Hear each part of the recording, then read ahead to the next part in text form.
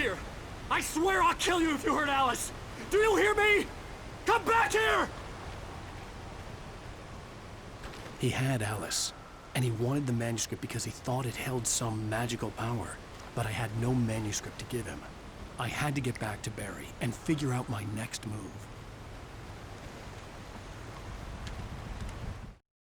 On more than one occasion, Alice had tried to explain to me how it felt to be afraid of the dark. To her, darkness wasn't simply the absence of light, but something more tangible than that. It was something you could touch and feel. Worse than that, it was something with a mind of its own, something malicious and malign. For her, things changed when they were wrapped in darkness. They turned into something else, something foreign, and nothing was safe or innocent anymore. I'd never really understood what she meant, until now.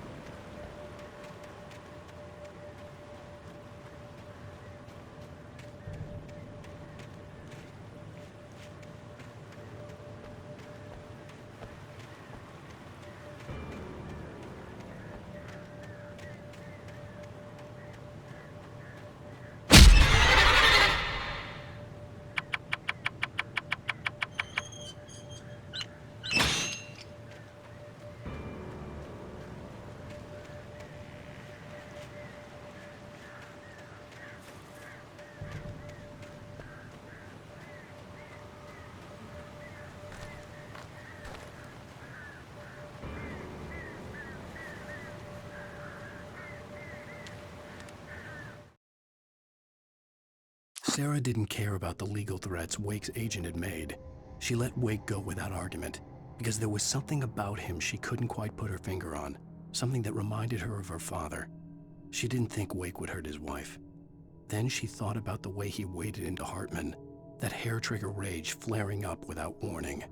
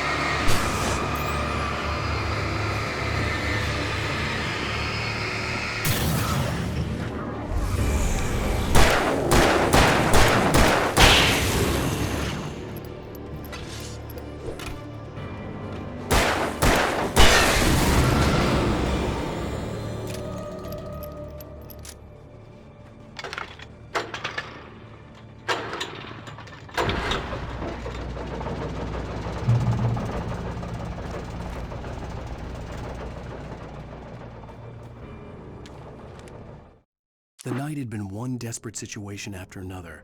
I was exhausted, and my body felt as though it had been chewed up and spat out. The flashlight was heavy in my hand, and each pull of the trigger sent a painful shock up my arm. But I was finally out of the woods, and things were looking up. That's when I heard the chainsaw.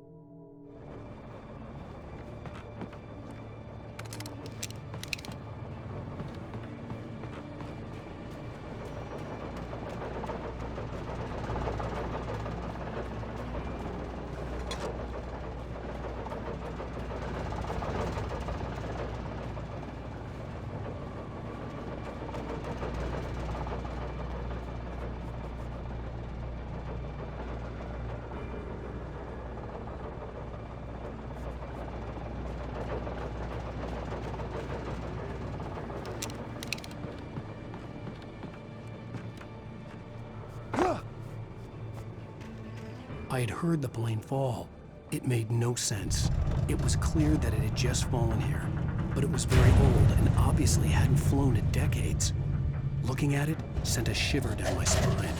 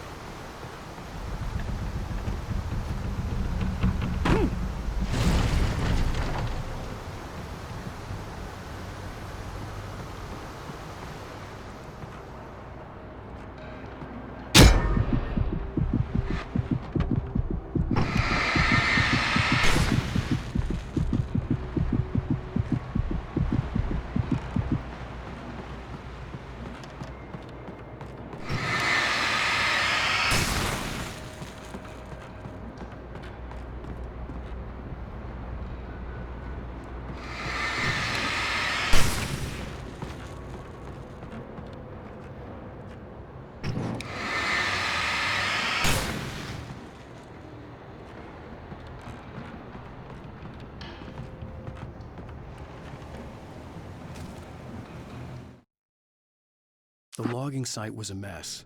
The modular office had been pushed off the cliff. Deputy Thornton climbed up from the wreckage excited, breathing hard from the exertion. Nobody there.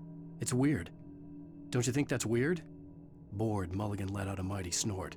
Hell, it's always weird, Thornton. Just a question of sorting out what kind of weird it is this time around.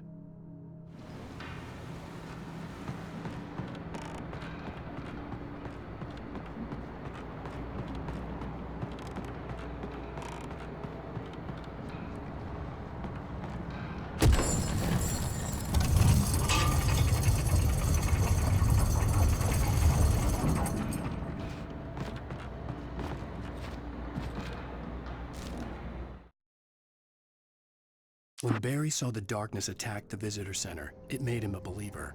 The men Al said he'd shot, they hadn't been just locals on crank. Somehow the world had changed, like the channel had been switched without warning. You think you're watching a sitcom, and you're really watching a horror show. When the birds started attacking the cabin, Barry wasn't surprised, just terrified.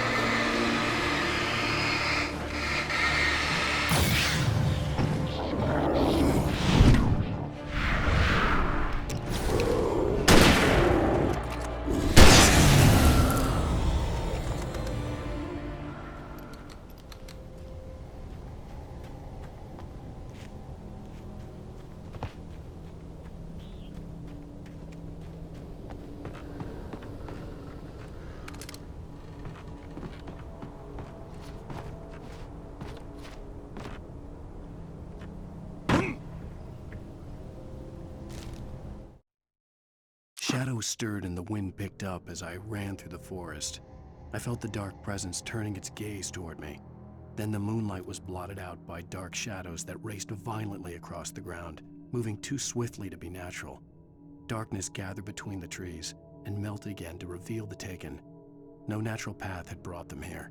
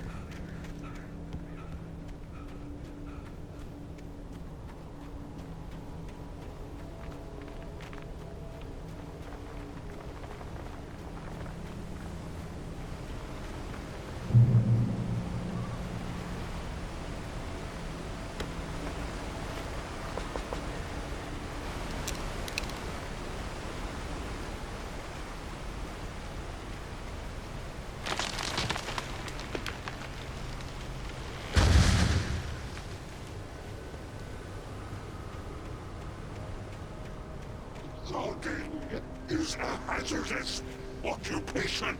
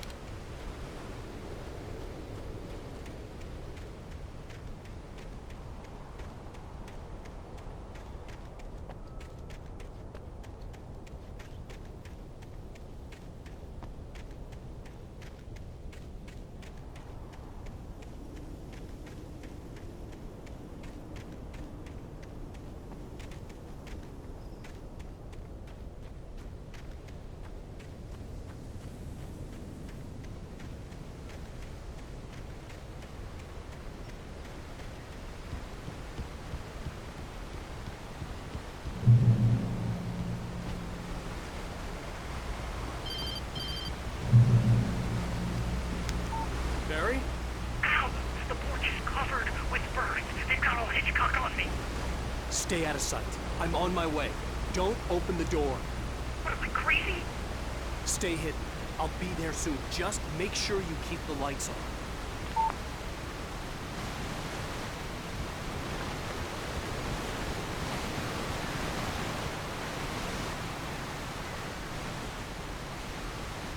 I still had to reach Barry at the cabin, but at least I was out of the woods.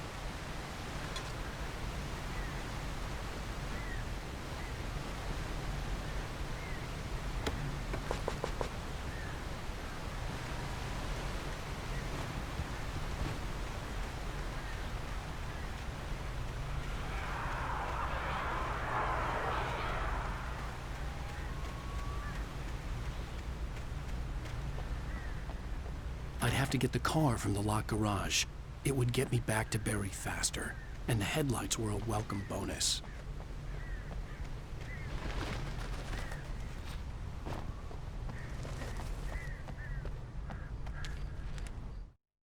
The FBI agent's command froze me in place. I considered surrender. It was all falling apart anyway. I could give in, let someone else deal with it, but it felt all wrong.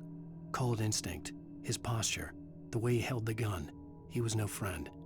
Shots ringing in my ears, I leaped for the hole in the fence and stumbled into the darkness beyond.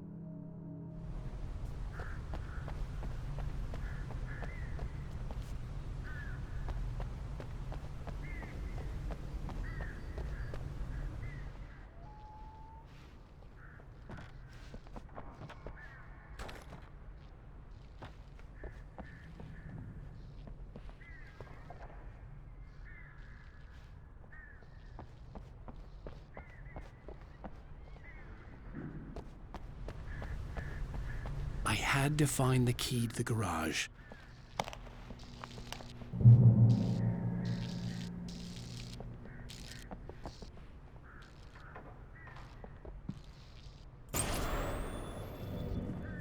A story is not a machine that does what you tell it.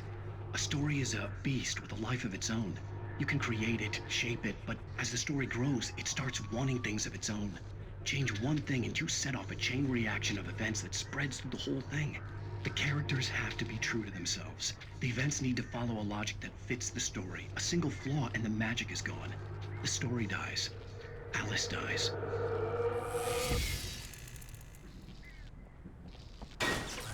You can avoid nature and yourself.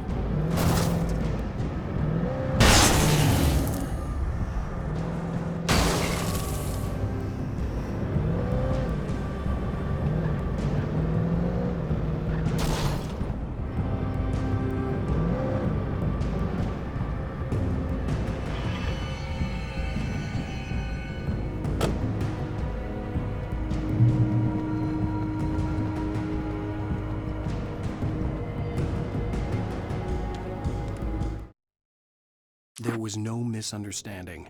Cauldron Lake was where Alice and I had stayed, but there was no cabin and no island.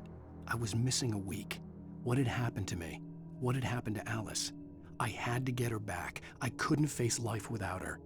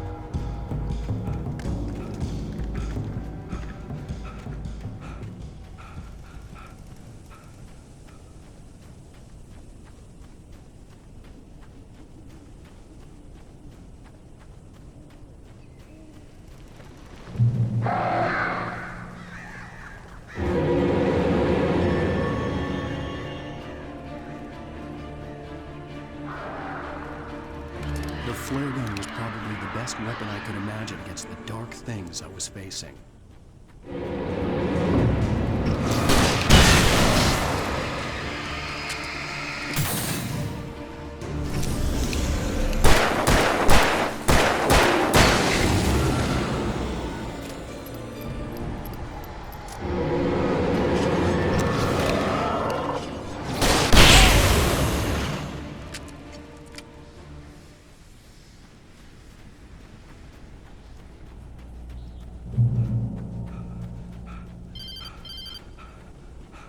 It was the kidnapper. You son of a bitch! Where's my wife? Enough horseplay, Wake. You deliver the manuscript, and you can have your woman back. Simple as that. I don't... Listen. I'm gonna need time to finish it. I still need to write the ending. I need a week. Not done? I need a week. 2 days. The old Bright Falls coal mine is nearby. You can find it easy, city boy. The main building, there at noon. You bring the manuscript, you'll get your wife. Not, well, get me? Yes, I get you.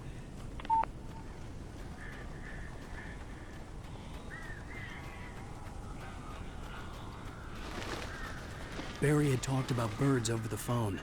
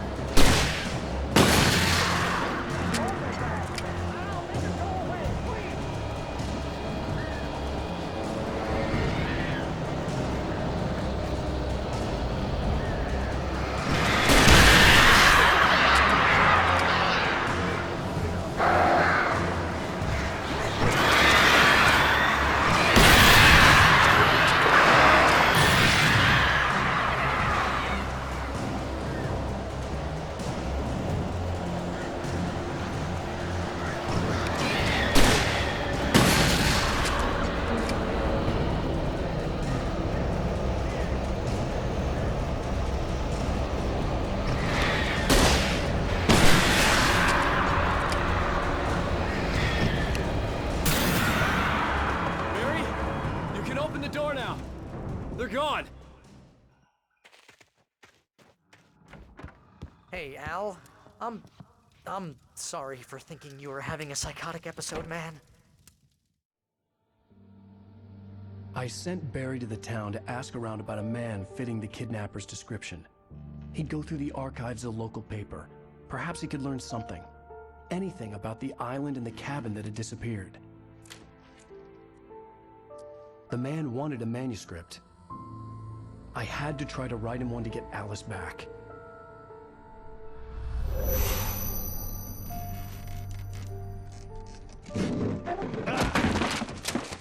For me, the supernatural had always been nothing but a metaphor for the human psyche, a tool to use in writing fiction. Now, it was happening for real, and I couldn't put a single word on paper.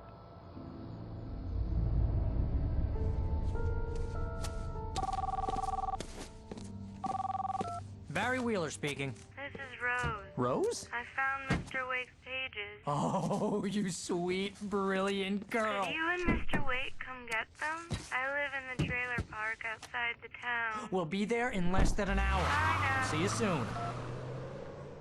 Have a great day. Hope you come back soon. Welcome to the old dear diner. Good girl.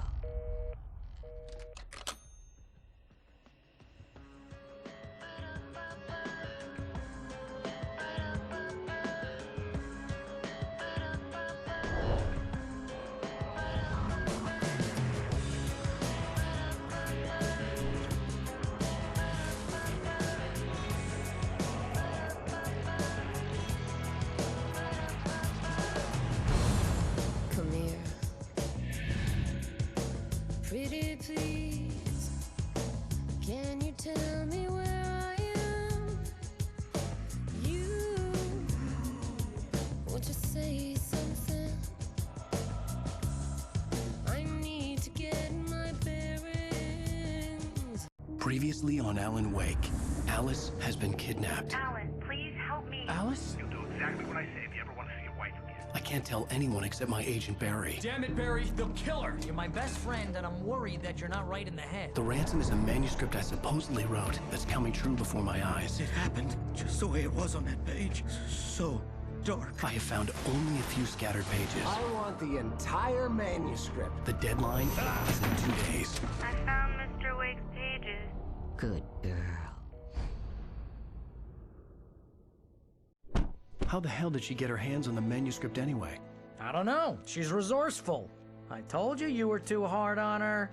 Listen, I found out all sorts of interesting stuff while I was digging around. Yeah. Mr. Wake, it's Sheriff Breaker. We have an FBI agent here, Agent Nightingale. FBI? He's anxious to see you. You'd better come to the station. Okay, I'll be right over, Sheriff. Let's make this quick, huh? Help you folks? Name's Randolph. I'm the manager. We're looking for Rose. Works as a waitress down at the diner.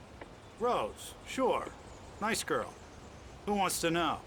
I'm Alan Wake. The writer, huh? I heard on the radio you were visiting. Well, I'll show you her trailer. That Rose, she's a nice girl. Always pays her rent on time. As I was saying, Al, I found all sorts of weird stuff from the local newspaper's archives. This place is crazy. Disappearances, mysterious deaths, urban legends come true, and get this, most of this stuff takes place around Cauldron Lake. Well, you ain't wrong, mister. The Indians thought the lake was a doorway to the underworld. I'm the God-fearing type myself. I don't hold with that sort of thing. Yeah, okay. Anyway, there was an island there owned by a guy called Thomas Zane. Now, some of the articles I found about him make him out to be a famous writer, but I ran a bunch of searches, couldn't find a single thing he wrote. Zane was heavily into diving, so much so that the place came to be called Diver's Isle. But the volcano under the lake erupted in 1970, and Zane went down with the island.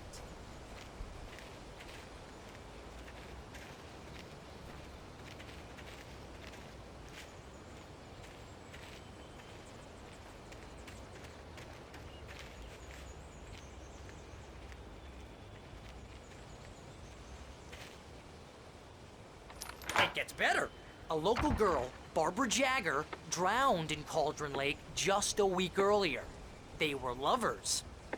Sure, Jagger's a local spook store. The Scratching Hag. Comes for you in the dark. Childish stuff like that. Anyway, Al, I'm just getting to the best part. All of the articles about this stuff were written by Cynthia Weaver. I asked around, and she's that crazy bag lady you met. What, the lamp lady? She can be a little loopy, but she's not homeless or anything. Yeah, anyway, she knew both Jagger and Zane before they both died, and she had some kind of a breakdown.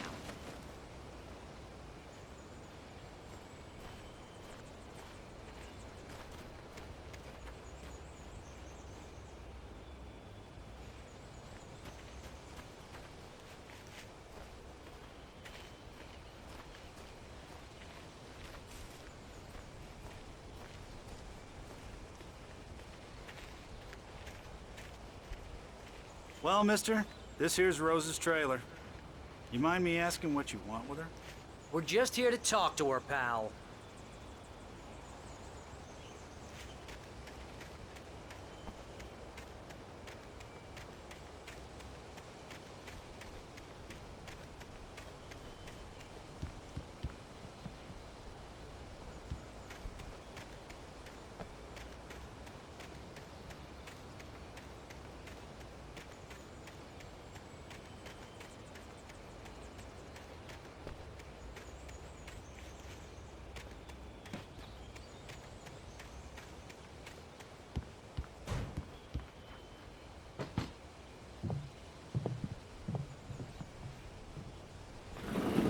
Welcome to... Oh dear, Mr. Wake. I'm so glad you're here. Rose, you have my manuscript? Oh. Oh yes. Yes. Please, come in. Hey, this is really good. Rose, Yes, my manuscript. I really need it. I understand. I know what you need. A muse to inspire you. Oh, for Barry? She doesn't have anything. Yeah, hey, Al? Al, what's... Oh... Barry! What? What?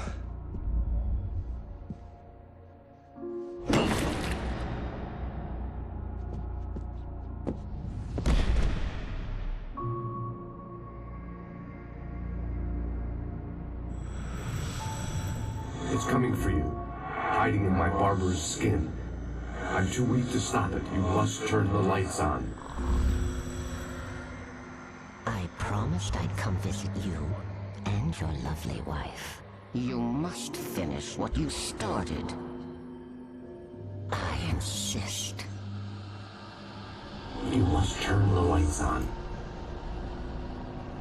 Turn the light on.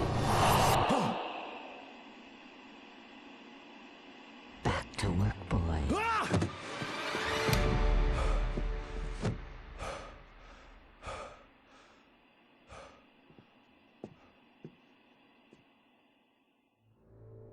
I felt nauseous, hungover. Only anger kept me going. I can't tell reality from dream anymore, but it seems I have an imaginary editor to help me.